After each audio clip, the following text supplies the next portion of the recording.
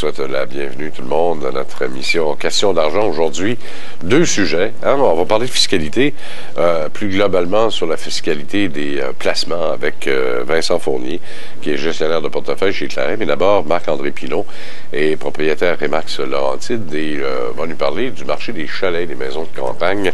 Monsieur Pilon, bonjour. Parlez-nous un peu de la santé du marché de façon générale.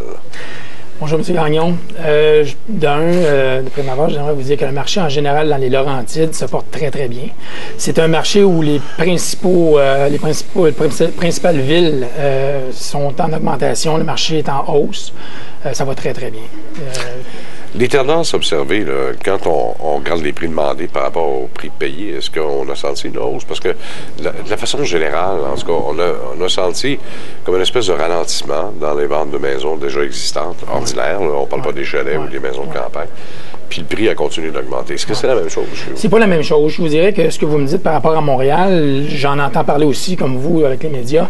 Les prix se sont augmentés favorablement jusqu'à tout récemment, où ça se maintient un peu plus. Nous, à Laurentides, je vous dirais, depuis au moins 1 an et demi, les prix ont cessé de monter. D'ailleurs, on a des études qui ont été faites qui nous permettent de comprendre que il y a 11 %, heureusement, il y a 11 % de plus de ventes depuis le début de l'année, cette année, par rapport à l'année passée. Donc, ce qu'on comprend, c'est qu'il y a plus de ventes, mais la diminution de prix, on a 7 % de diminution des prix. Ça veut dire quoi, ça? Parce qu'il y a trop d'offres? Il y a trop d'offres. C'est le marché d'acheteurs. Pour vous donner un exemple, juste la région de Saint-Sauveur, en ce moment, a 1500 propriétés à vendre, comparativement à un marché équilibré où on pourrait peut-être en avoir autour de 700. Qu'est-ce qui explique ça? C'est l'appât du gain des propriétaires ou tout simplement parce que la génération vieillit puis on veut passer à autre chose, peut-être au condominium ou etc.? Non, je ne vous dirais pas que c'est... Ben, oui, il y a beaucoup de gens qui vont changer au condominium, mais c'est le fait aussi que le Tremblant ou ces choses-là, le Mont-Tremblant a augmenté énormément au niveau des valeurs. Beaucoup d'étrangers ont investi dans les Laurentides, ce qui a fait qu'il y a quelques années, les prix ont augmenté et tout le reste des Laurentides ont suivi. Les prix se sont ajustés à la hausse, comme Montréal devait s'ajuster à la hausse. Maintenant, depuis au moins 2 ans, on réalise que si on veut rivaliser ou au moins vendre sa propriété avec le marché, c'est le marché qui parle. C'est simplement, s'il n'y a pas d'acheteurs, à ce moment-là, on ne trouvera pas vendeur, on ne réussira pas à vendre. Alors, les prix se sont ajustés par le fait qu'il y a eu une rareté. Mais s'il y a autant de maisons ou de maisons de campagne à vendre dans la région de Saint-Sauveur, par exemple, parmi de 1500, est-ce que c'est une raison de taxes municipales ou scolaires qui ont augmenté au cours des dernières années? Non, du tout. Les taxes n'ont pas augmenté. C'est simplement le fait qu'il y a une accumulation avec les années. Les propriétés se vendent moins bien.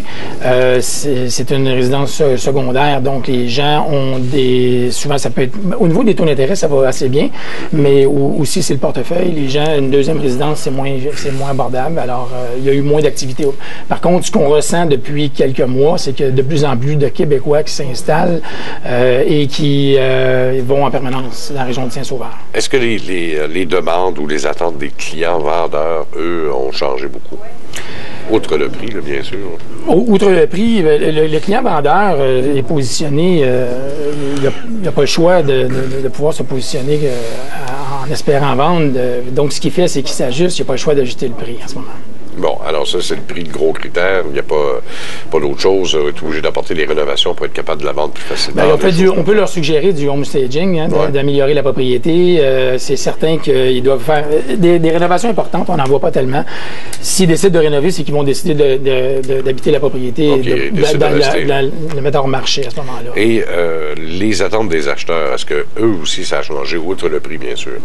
La façon de voir la maison, le goût de la maison, la façon que c'est fait, etc.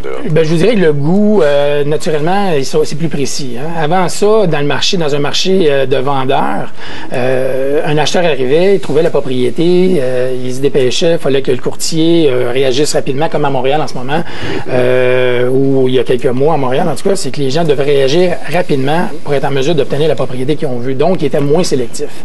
Tu trouvais la propriété à venir il y a quelques temps à Saint-Sauveur, il fallait que tu agisses et que tu t'arranges pour l'acheter l'acheter, autrement, ben, tu peux la perdre parce qu'il y avait un marché actif, ça bougeait rapidement. Maintenant, le délai de vente d'une propriété dans la région des Laurentides, une moyenne de 150 jours pour une propriété pour la vendre. Alors, c'est certain que les acheteurs ont beaucoup plus de choix, prennent le temps de prendre un peu de recul et de regarder le marché et de prendre position par la suite. Fait que ça peut être plus... Ils se dépêcheront pas. Ils vont être moins pressés de faire l'achat.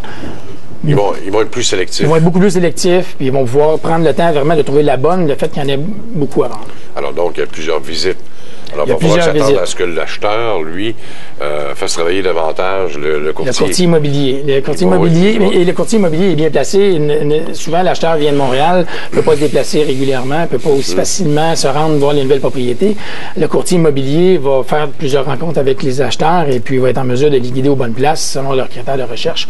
Si c'est une maison secondaire, ben là, le courtier immobilier va devoir s'assurer que les installations septiques, le puits artésien, est-ce que c'est sur le bord d'un lac, navigable, non navigable, est-ce qu'il y a des algues bleues, différents critères comme ça dont le courtier va pouvoir vérifier pour eux. Mais effectivement, il va pouvoir aussi faire une présélection plus facilement pour l'acheteur. Bon, et ça, c'est un méchant phénomène, les algues bleues, entre autres, là, et le puits artésien, tout ça, là, parce que malheureusement, dans le Nord, c'est pas toutes les maisons qui sont desservies par un système d'aqueduc municipal, et c'est des coûts supplémentaires. Il faut que ça soit à jour. Il faut que ça soit, soit à jour, ou du moins contrôlé dans le sens qu'on doit savoir l'information. C'est le rôle du courtier immobilier d'aller chercher l'information à la prise d'une maison en la mettant la maison sur le marché, c'est de faire les vérifications nécessaires à savoir si c'est conforme, ça date de combien d'années et si ça sera à refaire. Donc, si ça sera à refaire, ça va être à prévoir dans le coût, c'est sûr, éventuellement. Le faux septique peut durer 15 ans, 20 ans, tout dépendant de l'utilisation, ou aussi du sol. Il y a un paquet de facteurs qui va faire en sorte que ça va être bon ou pas. Maintenant, il y a des nouveaux systèmes écologiques qui sont beaucoup à la mode, les EcoFlow, les systèmes Bionest, des différents systèmes qui coûtent plus cher à l'installation. Donc, si on sent que la propriété est avec un système qui date de longtemps, mais naturellement, dans la négociation, ça va se sentir. Ça va se faire sentir, ça va jouer du vendeur. Mais le vendeur, souvent, va le savoir, ça sera son choix à lui de dire je le fais d'avance pour positionner ma propriété parmi toutes les maisons qui sont en vente, parce qu'il n'y a pas le choix. S'il veut être le prochain sur la liste à vendre, parce que oui, on sait que ça se vend, mais s'il veut être le prochain qui va se vendre, mais il faut qu'il la mette attrayante. Fait que s'il a besoin de refaire son système septique, bien, il va peut-être avoir avantage à le faire avant. Bon. Est-ce qu'il y a beaucoup de transactions qui sont observées dans les différentes régions là, qui sont les plus actives dans ce domaine au Québec? C'est où les endroits? Les Laurentides, ça c'est certain. Là. Moi, le marché que je connais bien, c'est les Laurentides. J'ai une grille qui me permet de comprendre les différentes municipalités principales des Laurentides, qui me permet de dire que oui, on a une activité plus favorable en général de 11 %, mais il y a certains endroits que ça monte jusqu'à 50 %, comme à Saint-Anne-des-Lacs, où il y a eu qui est une petite municipalité tout près de Saint-Sauveur, où ça a augmenté énormément. Au Québec, on enregistre cette année, depuis le début de l'année, à peu près 50 000 transactions. C'est un marché qui est très intéressant. Mais pour nous, les Laurentides, on prévoit la prochaine saison avec beaucoup d'activités. C'est quoi la moyenne de prix de vente, à peu près? La moyenne de prix de vente dans les Laurentides est autour de 250 000 chalets, maisons confondues. C'est sûr que quelqu'un qui veut s'acheter une propriété pour y habiter à l'année à Saint-Sauveur va devoir payer peut-être entre 300 et 400 000 $. Mais la moyenne est à 250 000 C'est quand même pas mal de sous, là, malgré tout. C'est quand même pas mal de sous. On peut trouver des chalets à 200, à 175. On parle de résidence secondaire, quand même. Je vous parle de la moyenne en général. Fait qu'on on mêle beaucoup, de plus en plus, on est la propriété principale. Les chalets, ça peut aller autour de 150 facilement. Marc-André Pilon, merci beaucoup encore une fois de votre visite. Marc-André Pilon, qui est propriétaire Remax Laurentides. Dans une petite pause, on va revenir dans un instant tout de suite.